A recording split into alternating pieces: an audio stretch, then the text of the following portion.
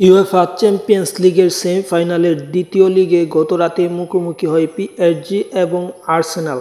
Arsenal এবং পিএসজির মধ্যকার এই ম্যাচটি অত্যন্ত জমজমাট হয়। ম্যাচের 27 মিনিটে রাইজের গোলে এগিয়ে যায় পিএসজি। পরবর্তীতে প্রথমার্ধে কেউ কোনো গোল করতে না পারলে 1-0 লিড নিয়ে বিরতিতে যায় পিএসজি। বিরতি থেকে ফিরে হাকিমির 72 মিনিটের গোলে 2-0 লিড নিয়ে এক প্রকার ম্যাচে নিজেদের করে নিয়েছে এমনটাই বলা যায় পিএসজি, কারণ আগের লিগে এক গোলে এগিয়ে ছিল। পরবর্তীতে 76 মিনিটে সাকা এক গোল করলে আর্সেনাল এক গোল শোধ করে এবং এক গোলে পিছিয়ে থাকে এবং সব কিছু ঠিক থাকলে এই ম্যাচটি জিততে পারতো আর্সেনাল, কিন্তু শেষ পর্যন্ত ম্যাচটিতে তারা করতে পারেনি এবং এই ম্যাচটি হেরে যায় 2-1 গোলের ব্যবধানে। দুই লিগ মিলে 3-1 গোলের ব্যবধানে হেরে সেমিফাইনাল থেকে বিদায় নিল আর্সেনাল এবং পিএসজি সরাসরি ফাইনালে উঠে গেছে এবং পিএসজির ফাইনালে প্রতিপক্ষ হিসেবে থাকছে ইন্টার মিলান বার্সেলোনাকে হারিয়ে